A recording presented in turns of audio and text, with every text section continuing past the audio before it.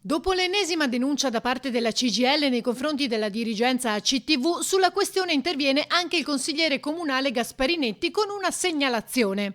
Noi abbiamo 20 dipendenti ACTV precettati per assicurare un servizio di navetta con il salone nautico che viaggia semivuoto, e ne abbiamo preso conoscenza appostandoci davanti al Terminal C.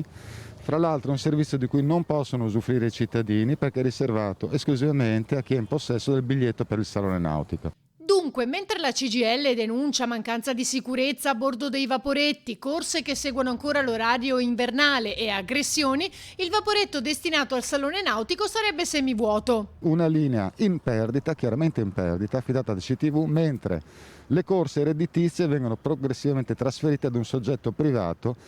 A me dispiace soprattutto per l'immagine di Venezia che stiamo dando al mondo, perché il servizio di trasporto pubblico in questi giorni è roba da terzo mondo. Le file, gli assembramenti e anche gli episodi di aggressività scatenata da questi disservizi sono francamente inaccettabili. Per questo i gruppi consigliari di opposizione hanno depositato una richiesta di consiglio comunale straordinario. L'importante è offrire agli utenti, perché il turista che arriva è utente come noi cittadini, un servizio degno della storia di questa città e non ammassarli su mezzi pubblici in cui si viaggia come nei carri bestiame. Questo non è accettabile. Non prendeteci in giro, abbiamo capito qual è il gioco e ne parleremo presto in Consiglio Comunale straordinario.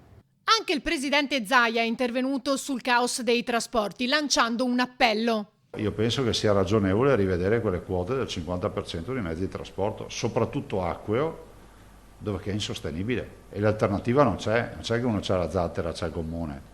Si dia un segnale su questo fronte, perché oggettivamente, penso a Venezia, la riapertura per fortuna della città non è sostenibile con un coefficiente di riempimento del 50% dei vaporetti, per dire, e così per gli autobus.